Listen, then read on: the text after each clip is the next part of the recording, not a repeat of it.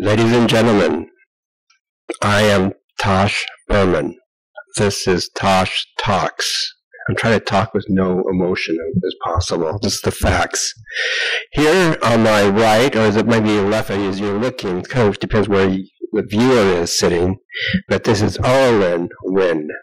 Did I pronounce the name correctly? Yes, you did. Don't worry. I was so, tell you the truth, pretty much all day yesterday and all day this morning and afternoon, I was just focusing on your name, and at times I forgot what I was going to ask you or what we're going to talk about, because I was just so focused on getting your name correctly. Well, Tosh, thankfully this is 2017. If you go onto YouTube and you type in how to pronounce Nguyen, it will give you videos as how to pronounce it, and you can practice, talk to other Vietnamese people, and see how they pronounce as well. But Nguyen is easiest. It doesn't have any Vietnamese tones. It can be used as a pun. Okay, how do you spell your last name? Nguyen.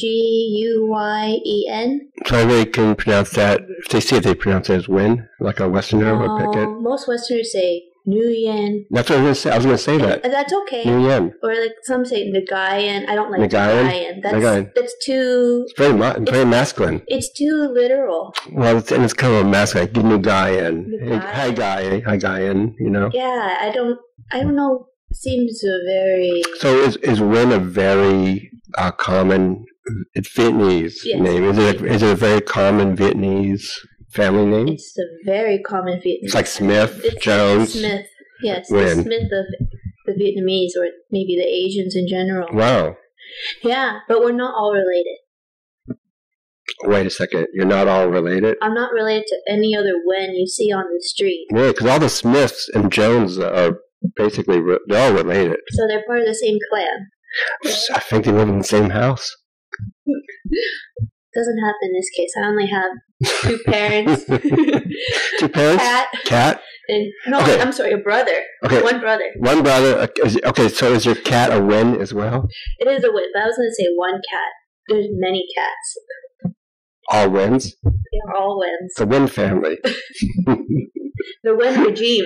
The Nguyen regime. The Nguyen regime. 2017. Nguyen regime. Okay. Now believe it or not, I'm not speaking to you as somebody from Vietnam. Are you from Vietnam? No. Ah. But yet you have a Vietnamese last name. That means you're a Vietnamese family. You live in some other part of the world. Well, we live here, partially. Okay, you live partially. This is interesting. Now we're getting to the meat of the matter here. So, okay, where do you live? I live partially here, and I enjoy my time in Los Angeles. I go to the flower market. I see my friends. I read books, and then I go back to Saigon. I go to the flower market, read books, see my friends, have smoothies, mango smoothies. Oh, no. Custard apple? You like custard apple? No. Have you ever had it? No.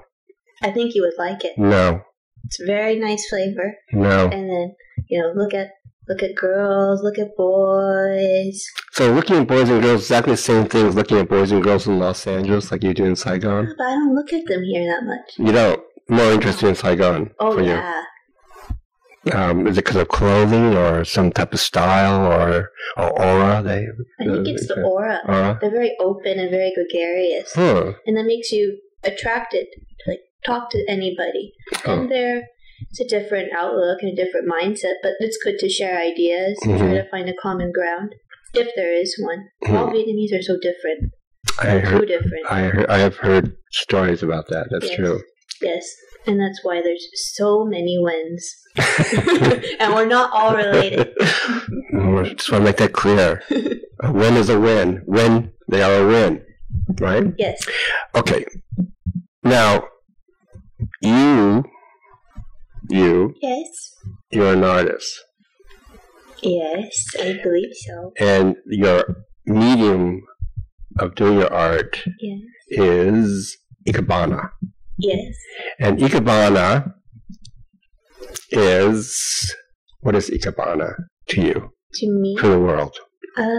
I see it as flower sculpture, or making a temporary sculpture with natural materials. And sometimes you don't even need to use natural materials. You can just not even use plants. Just use found object, or not natural things, and assemble it together, but with the same spirit as Ikebana, and it's okay. It is still Ikebana. So, were you raised in Los Angeles, or both in Vietnam and Los Angeles? I was raised here in Los Angeles. Okay. Yes. So, when did you discover Ikebana? When's the first time you were approached, or you approached that world? I started learning 6 years ago here.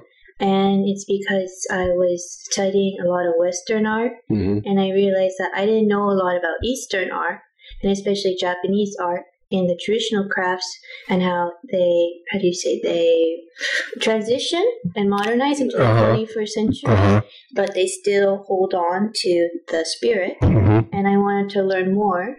So I found a Japanese Ikebana instructor near my family's house in the San Gabriel Valley.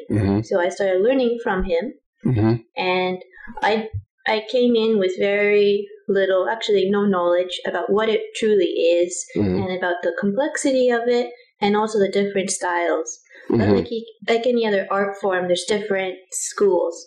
So there's a very traditional school, Ikenobo. There's a school that's somewhat in between, called Ohararyu, and then the school I decided to be with was Sogetsu. And I didn't know anything about Sogetsu. But once I took the class and I started reading more, I found out that Sogetsu it has a very deep connection with the merging of East and West art and culture during the post-war period. So I became more and more intrigued by that and post-war Japanese art. So it further intrigued my studies. So each school has its own aesthetic and style, even? Yes, and different rules. Can you, for instance, if you see a picture or actually see a piece, you can tell what school that's from? Yes, pretty much? Generally. So there's 3 main schools, but there's a lot of subsidiary schools. And I don't know a lot about the subsidiary schools, and I don't understand the style per se, but Ikenobo is very traditional, where it just stays in the tokonoma, the Japanese alcove, which I'm sure you've seen, right? And so then they have a scroll, and then they have the arrangement, and then they do it for, chanoyu, like tea ceremony, or at a formal Japanese home or restaurant, you'll see Ikenobo Ikebana commonly. And then Ohararyu is in between, like being rigid at the same time being freestyle, like full creativity, but they seem to use a lot more flowers, and their way of approaching Ikebana is more objective. And objective meaning like they see the irises, like Japanese irises, so then they will arrange the irises as if it was in nature. So then when you look at their arrangements, it reminds you of the iris in the pond, and through the grasses, and you see sometimes they have stone and pebble, so it all emulates, or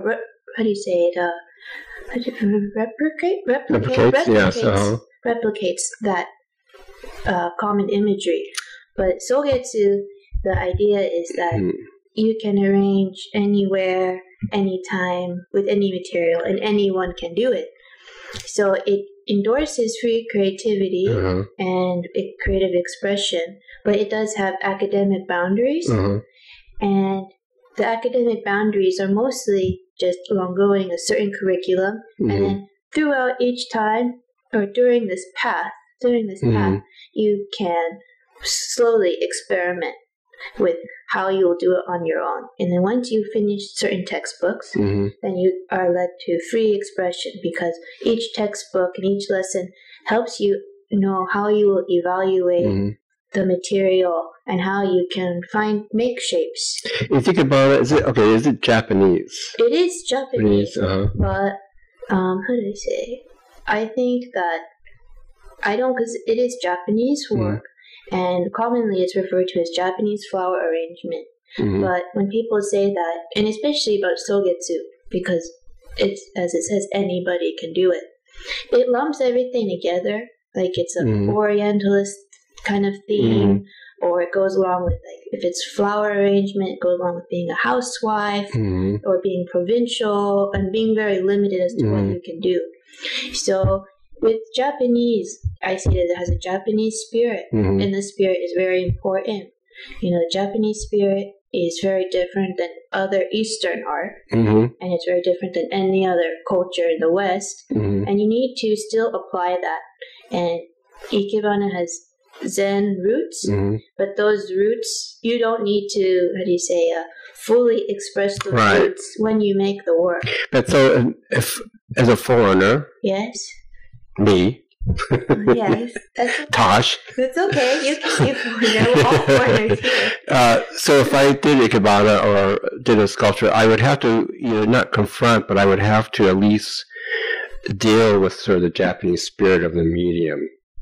I mean, in a strict school sense. Maybe. I don't think so. Like, the Japanese spirit is, it's very meditative, but it's very transitional. Okay. And that's the most important thing. And also, it's no ego. No ego. Right. And that's what makes Ikebana complicated. Is because a lot of people, whether they've done painting or sculpture or writing, or they just don't have any idea about it. They want to arrange something, but they want to arrange it representing what they already have. Now you go to Japan quite often. Yes. Not as much as me, of course. I know, you're very lucky. Yes. But you're like second, maybe. Yeah. Okay. And you go to Japan for Ikebana purposes, or is there a school there that you like, or that people you study with, or you do things with? Yeah. And who are these? Who are they? Who are they? Oh, who do you say? I have a teacher in Japan too. Her name is Takenaka Reiko. She's 84, 85 years old, but she's been doing Ikebana for over 6 decades, so she's very in tune with it. Is she a part of a family that does Ikebana? Oh, no. Oh, you're referring to, who. I'm trying to direct you to a certain person. Oh, my certain person. Wow. Okay, yeah. Everybody's certain person. Okay. Can we tell who this person is? Yeah. Do you work with her as well? I don't work with her. She doesn't do Ikebana. But there's the woman that actually a friend of mine in Tokyo. She's part of the Ikebana group, and she's working on putting together the Sogetsu Art Center. And since Sogetsu Ikebana School, they were so involved in not just Ikebana, like, how do I say this? The founder was associated with, like, Ikebana sculpture, calligraphy, and painting, and then his son was a filmmaker. Yes. And the filmmaker is? Hiroshi Teshigahara. Yes! The man who made, in English, Women in the Dunes. Yes. Yeah, he did Jose Torres and Rikyū. Yes. Yeah. He was a really good painter, too. I didn't know that. Yeah. He actually trained as a painter originally. But he's more famous. Well, not more famous. But in Japan, he's well known for the Ikebana. And his ceramic work. He did ceramic work, and when he did Ikebana, he also did, like, stage displays. And he did, collaborative environments that people would walk into. He did it with Noguchi, and, that kind of crowd. Wow. Yeah, so he worked with a lot, and I think maybe partially Kenzo Tange. I don't know, so architects, sculptors, other artists, different mediums. Let's talk about your specific pieces. Oh, wait, we're talking about those now? Yes, are you ready? You okay? Now, I'm looking at my computer, but you, through magic, this is very technical, through magic of the ether waves, you and the audience will be able to see each piece. Oh, okay. Yes, so don't worry about it, audience. Okay, I'm going to put this one first. Okay, yes. Oh, Alice. Yes, what is this? What we're seeing here? This is exercise I had at one of my classes in Tokyo. So each textbook, there's 2 textbooks that rely on strict rules. And then those rules and those lessons will help you learn more about color, space, line, and the placement. And also, when you arrange, your hands need to feel natural doing it. So it helps you train your hands. And then this is like a beginner's work, or this was like book 3. Book 3. So there's 5 textbooks now. At the time there were 4, but this was a book 3 exercise. They asked that you always need to revisit these things. So this lesson was intertwining materials. So in this case, I decided that I wanted to use this blue container. Because I like the color, I like the shape, and I also like the allium. It's related to onion. So allium, this purple flower. Oh, the purple flower allium. Onion. Oh. Yeah. Is it eatable? No. Oh. But it smells like onion. It's very interesting. That is very interesting. And so then I also chose cattail, and I decided that because both materials are very linear, and the cattail has leaves that bend very easily. Yeah, so when you get the cattail, you can bend the leaves, and I wove those together, and I decided that each Ikebana arrangement needs to have line, color, and it has to have a mass. So how long does a Ikebana... First of all, is this a living work? Are all Ikebanas living works? Yes, it's living, but only for a short time. Right. Like this one, I did during the class. So I spent 35 minutes to arrange it, and then I had it evaluated, and then I took it apart. So it's not for Ikebana. It's very interesting to me because it's sort of like a temporary work of art. Yeah, it's very temporary. And it is sculpture. Thank you. I see it as sculpture too. So when I say that you cannot have your ego in it, because it's temporary. It's supposed to be your expression, your skill set at that time. You decided what container you're using. You decided the materials, and then you are using a subjective sense by seeing like the lines of the leaves, the color of the flower blooms, the contours of something, and you put your feelings onto it, and you make your piece as you see fit. And everybody's piece is going to be different, even if they have the same material, because everybody thinks and feels differently. Everybody has a different. So if everybody had the same material, including the vase, if they did, it'll still be, everyone will be different. Yeah. That is the how do you say, the spirit? Okay. Because you always are making new and more interesting shapes. Okay. You don't want to repeat yourself. You can repeat certain techniques, right? Of course, but you don't want to just have everything always be like the same waving lines with leaves and so on. I see. Let's go to the next one. Okay. Which is the banana plant. Oh, banana plant. Yeah. So sometimes that's just at my house. And so I can do Ikebana for the class that I learn. I teach Ikebana. Sometimes I do Ikebana, how do you say? You teach? Yes. Oh. And also I will do arrangements for like an event, a hotel or something. But also I always do Ikebana at my house. And when I do it at my house, I try to do it within a shorter time frame. So that one I do in 15 minutes, and I try to use the things that I have in my backyard. Okay, so is this like this particular piece, this banana? Yeah. This is actually from your backyard? Yeah, because my father grows a lot of tropical succulents and palm and other plants from Asia and Africa. I see. So you grow it, Huh. And, or he grows it, right, and cut it, and then the leaf is from our yard, and the brown things, those are actually from like a palm tree. The palm frods, and then they have the seed. Those are just that. It's very strange. When I look at this, all the ingredients I'm familiar with. Sort of. I don't know much about plants, but I've seen all this. But when I look at it as this, as we're looking at it now, it becomes something totally new to me. It looks like totally, it's like assemblage art. Oh, okay. Right? I mean, like assembly, like when people use like junk. Yeah. Or they use other sources, collage.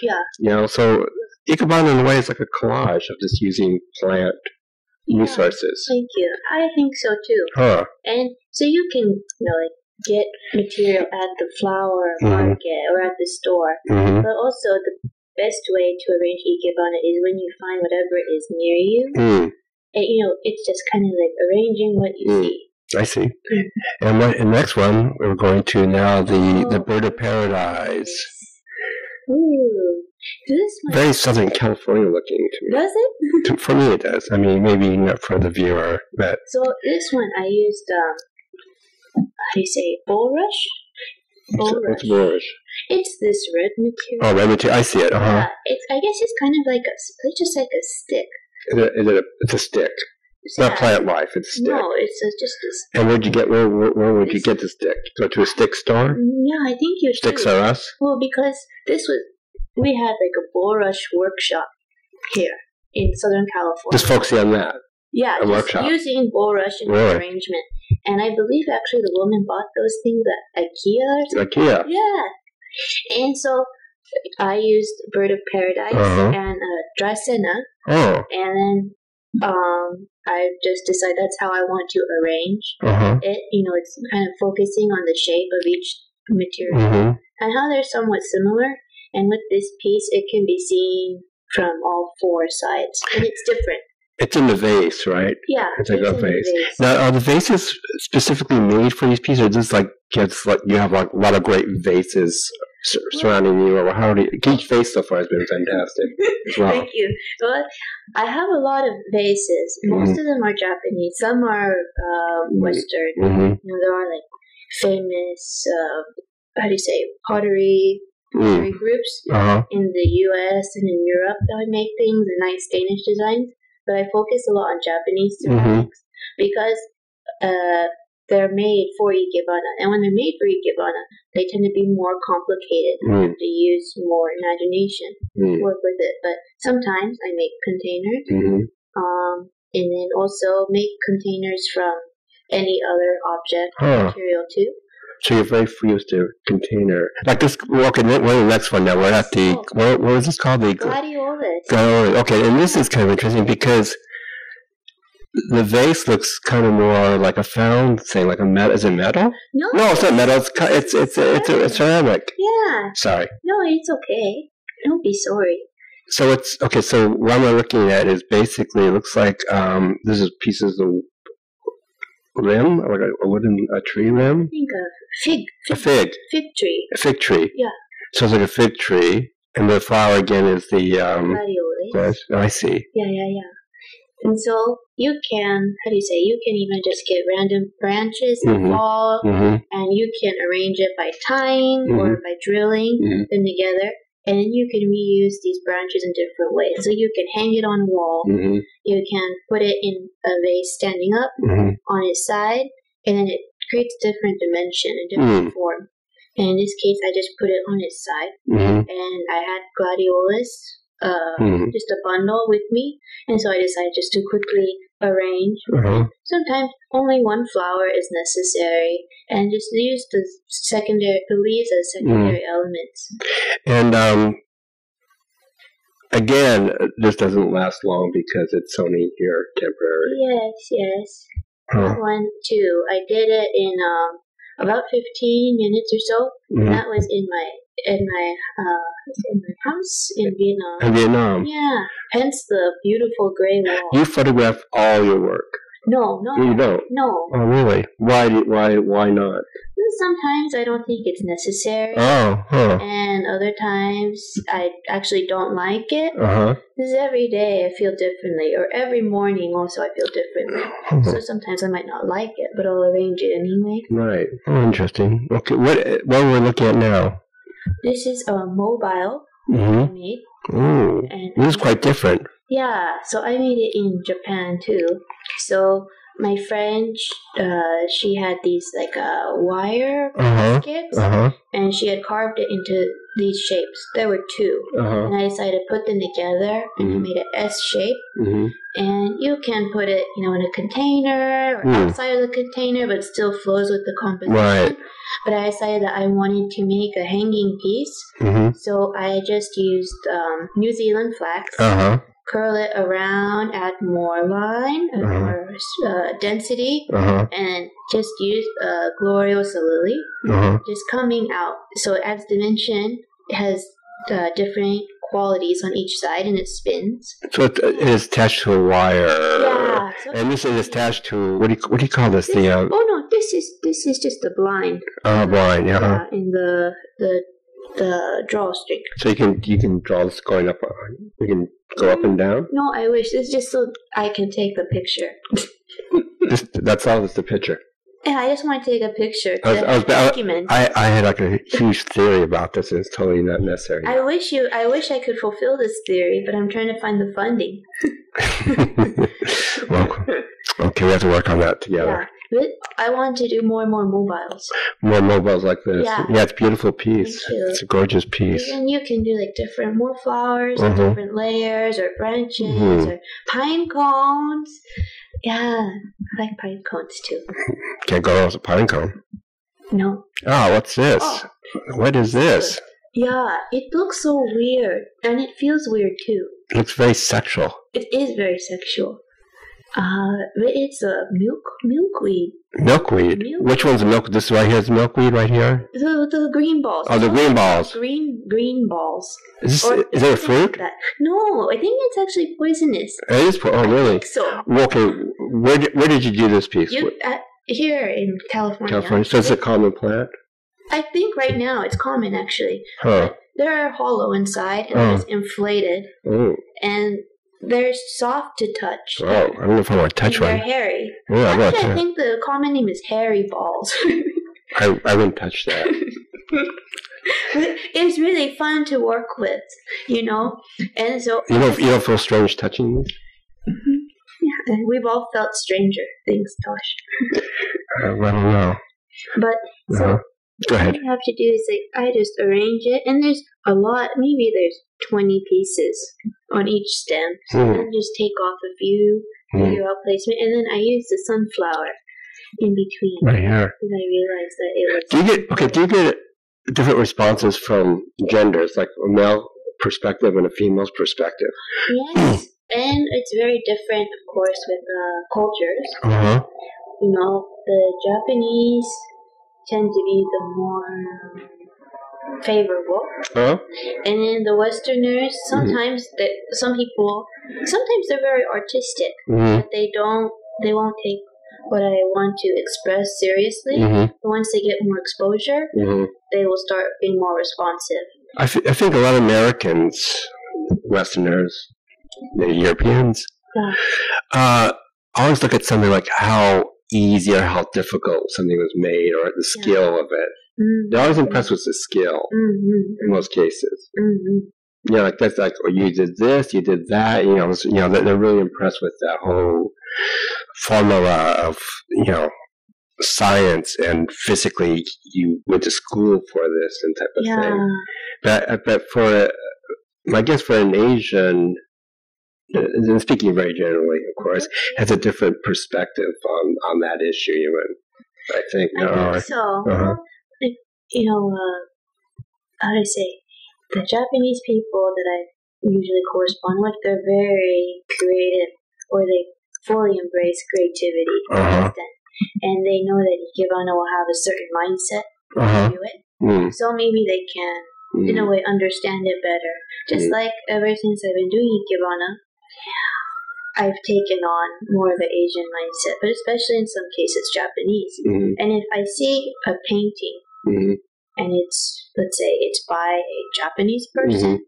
I can, in a way, resonate with it. Mm-hmm. And if I see something and I don't know the origin, but let's say I'm confused by it, or I'm perplexed by it, or just curious about it, once I know that they are like Chinese, Japanese, Vietnamese, Cambodian, whatever, I can kind of take on that Identity and fix it on and try to understand. Because you're very much, you're very, obviously bicultural or multicultural because you spend a lot of time in Vietnam. Mm-hmm. And how do you feel like when you're in Japan? I feel very Japanese. Do you? Yeah. Mm-hmm. You speak Japanese as well. Just a little bit, but it's just a matter of how you display your demeanor, how you speak, how you dress. It goes a long way. And I don't have tattoos or piercings, so it becomes more obvious to most people that I'm not a foreigner, or I'm not a Japanese or Asian that lives abroad and has a foreign mindset until they start speaking with me. Then they realize, because my Japanese will only go so far. Right. And then they become confused and I say, no, I'm actually Vietnamese, American, and I'm just speaking Japanese to you. Right. And then they don't know how to feel. Yes. But it's a different culture. Yes, it is. The same with Vietnam. Vietnam is they're very confused by me. They don't believe. Oh. Yeah, because I'm half. Well, see, where do they think you came from, or by your They usually character? think I am French, Japanese, Japanese French, not Vietnamese at all. Or American, or do they think you're American? Not so much. Sometimes even Australian. Australian. There's a lot of Australian, Americans, people from the UK coming, but I think it has to just do with your demeanor. And I think I come off as sometimes a shy person or quiet person, maybe polite, overly polite in a Japanese way, and that all translates to people. To me, you're always consistently loud.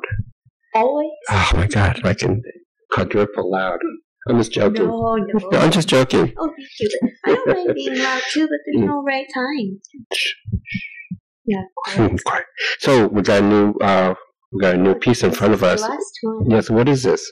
Oh, I did. More complex to me. You think so? Well, there's more ingredients. There's more different objects here, ingredients of sorts. Well, is this done recently? Yeah, I did this about 1 month ago. And there's an annual exhibit in Nihonbashi area of Tokyo, Takeshimaya, every year. And this was the 99th annual exhibit. And I decided that I exhibited in Japan once, and that was last September. And I met your wife, Miss Meno, there. Yeah. Miss Meno. Your wife. Miss. Oh yeah. Yeah. She's great. She's a cool lady. That's what I've heard. But she came by Sogetsu, and that's where the exhibit was, and we talked a bit, with my Japanese mother about artistic things, because I think Luna, what she does crosses over. And she can appreciate the way Sogetsu handles creative expression. It's very forward thinking. But anyway, so this was my second time exhibiting in Japan. My first time for such a formal event. So I just decided that I would do something small, because you can do arrangements that are, 6 feet tall, taller, and wider as well. But I decided just keep it simple, because I have done this for a few years, and I've had a lot of exposure, or a good amount so far. But I don't think that I should be putting myself forward with any kind of, a predisposed idea of what I'm capable of. Right. Just start small. Stay small. Stay quiet. Go through this path slowly. So I decided that I wanted to use this container, and it's actually like a light pink and light lavender color, and it has a very odd shape. It's very simple, This right here we're talking about. This right container. Here. But it's very simple, and it actually has a very primitive essence to it. And I said that, I actually like the primitive arts a lot. So I like, Jomon, Kofu, sculpture. I like Bamiyan, that comes from Afghanistan and so on. Ancient ruins. I enjoy them very much. So I wanted to use this, and then in Southeast Asia, you can get the Lotus Pot, and you have it dried. And I just kept it dried, and then I brought it with me to the U.S., and I was in the U.S., and I picked up my container, and I knew, it's in my room, under my bed. This is what it's come to. I have containers everywhere. I have containers in Southern California, some are in Ventura County, some are in the high desert, some are in Tokyo at my mother's house, some are in a woman's house in Eagle Rock. I just don't have room. But I keep on buying more and more. I keep on making more. I keep on containing more. But that was under my bed. So I had to get that. And then my teacher here in LA, he skinned this thing called bottle tree. What bottle tree? It's kind of like a tree that has like a wide... Oh, wow, I know what it is. Yeah. So, it's like shaped like a bottle. Yes. So he skinned it. And so I brought the lotus, the vase, and the bottle tree with me to Japan. And it's all dried. So it was okay to bring in. Interesting. But I always worry. It's like every time I'm traveling to Vietnam or to Japan or some other place, I'm always bringing plant-related things. Well, you also, you showed me, just before we taped the show, you keep notes of your work. Yeah. And they're and what you told me, you make the piece. Yeah. I'm not sure you do this all the time, but you make a piece. Yes. And then you do a drawing of that piece. Yes. With a lot of notes. Sometimes. The notes correspond with the critique that I might have gotten from my work, the observation for it, and also any lessons or demonstrations that took place during that class. Because usually the teacher will do 2 demonstrations on different lessons to give people more of an idea. So what you showed me, that notebook, that's more educational or more like school class notes, or they work for yourself more, or both? It's both, because it's never ending, trying to get better and better. Your drawings are quite beautiful. So I could see, if I was a curator, I'm not. Well, I am, but I'm not. I'm kind of, but I'm not. Maybe I will. When I get that job at Mocha. Sure you want to go to Mocha? Mocha would be good. I think... How's it worth? No, Michael Govan's going to write you a blank check. You're going to be at LACMA, buddy. LACMA, baby? Yeah. Well, when I get that job, I think it'd be interesting, or maybe not interesting, to have the actual Ikebana work, and then a drawing of it. Yeah. Does that make sense? Yeah. This one I did a drawing for too, this exhibit piece, but it changed drastically from what I did. So sometimes I do a drawing before, but you never know what it's going to turn out to be. Right. Because sometimes the materials change as well. But it's all about the encounter with the material and what you can do. Sometimes you can bend or you can curve the material, right? Sometimes you can't. You need to just let the flower, the branch have their own natural curve. They're kind of in control. Okay, this is another question. Well, since I'm asking questions, of course it's another question. Sorry. Oh, dear. Well, this is my first question of the day. Okay. When you're somebody like Richard Serra, he works with concrete steel, right? And a lot of sculpture, I think you use a sculpture, right? So they work with a medium like steel or one type of item and stuff, but you work with living plants. Yes. So when you wake up, what's more, are you inspired by the material itself that's on hand that you have available? Or do you have an idea before you actually start doing this work?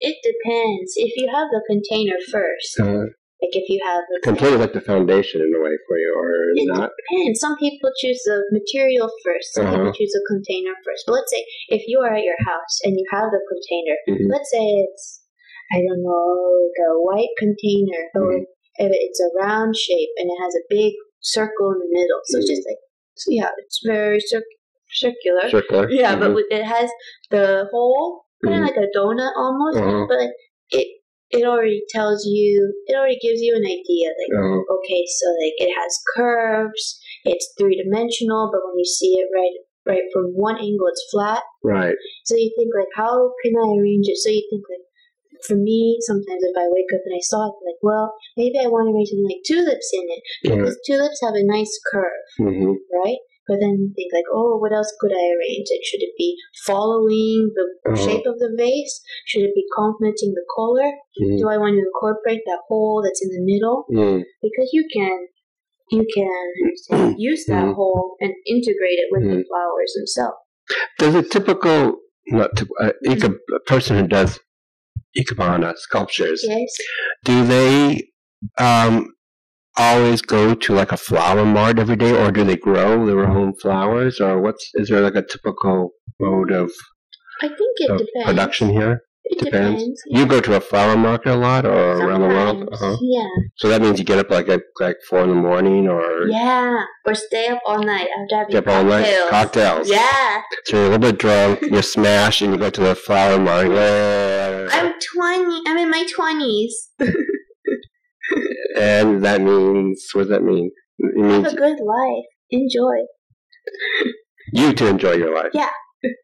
I'm surpassed this. I already enjoyed my life. I know, but it's okay. When you're young, you can be drunk but still be a floral person. So when you're old like me, I can't be drunk and be a floral person? No, you have to have. Well, even I'm trying to get over that at this point. I go to bed now around 10. But there were times before it's stay up all night. Yes, stay up all night. Yeah, no, not so much. But you're older, you need to be a good role model. Yes, of course. So, wow. I think you're a very good role model. As what? Am I a role model for you? In a way, yes. No, in a way. Like what not to do in life? No, what to do. I always know what books to look into. See? Oh, okay. And I like your insight. Literature, books, music. Ikebana. Is it important? Ikebana is a piece of sculpture, is a piece of work. Does it work in somebody's interior homes? Like, do you do specific designs of Ikebana for a specific type of home? Can you do that? Or Ikebana totally exists by itself? No, you can do it for homes and for events too, which is what I've been doing. You do that? A lot lately, yes. But always have to take account of the space itself. Right, So usually going to the client's home or office or whatever it is. So actually, when you do like Ikebana, you're also thinking not only of the work itself, but you're thinking about the surroundings of the Ikebana. It needs to fit in with the environment, but still stand out. I see. Huh. And it cannot look clumsy. It needs to be in harmony with everything else. And it needs to correspond with also the personality of the person's, office or home, or the company's personality or their image. And it needs to,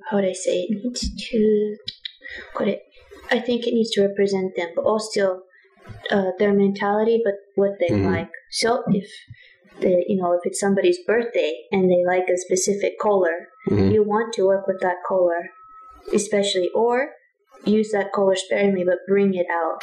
It's enhanced. We sort of brought the subject a little bit, but me and you, it's a sculpture.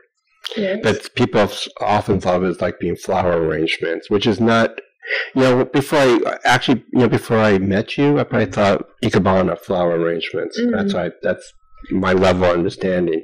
But talking to you and looking at your work, I realized it is a sculpture, and I realized there's schools of Ikebana, which makes it more than just flower arrangements, because there's a whole philosophy behind it, as well as the theory, aesthetic. It's almost like Dada versus Surrealism or Expressionism, pop art. So the flower arrangement idea is really this sort of a small-scale description of Ikebana. It's not really flower arrangement. Well, that's how I see it, but everybody is different. Mm-hmm. But like in Japan and or in Asia, do they see it as a flower arrangement, or do they see it as a sculpture or a work of art? I think it depends on the person. If you talk to a traditional Ikebana person, and when I say traditional, of the older school where they have all these rules and they wear kimono, they're going to see it as flower arrangement. Or, how do you say, appropriately translated, it's the way of flowers. Right. And for Sogetsu people, it's completely different. The Sogetsu is putting together artistic principles, and they're putting together all this exposure they have to other mediums, and they make it. So Ikebana, the literal translation from Japanese to English would be way of flowers? Yes. The way of flowers. Yes. Or that's one of the ways. It depends on the kanji that you use, etc. But commonly, the way of flowers is a translation that's used. Great. Yeah. It was a very fascinating little show today. Oh, thank you. Very interesting. Thank you so much for being on Tosh Talks and you talking with me. I really appreciate it. Well, I appreciate talking to you. You're always very interesting. Auralynn Nguyen. This is Auralynn Nguyen. You're making me laugh. Don't do that. No. Laughing is good. So they say. Thank you very much, audience. Bye-bye. Bye.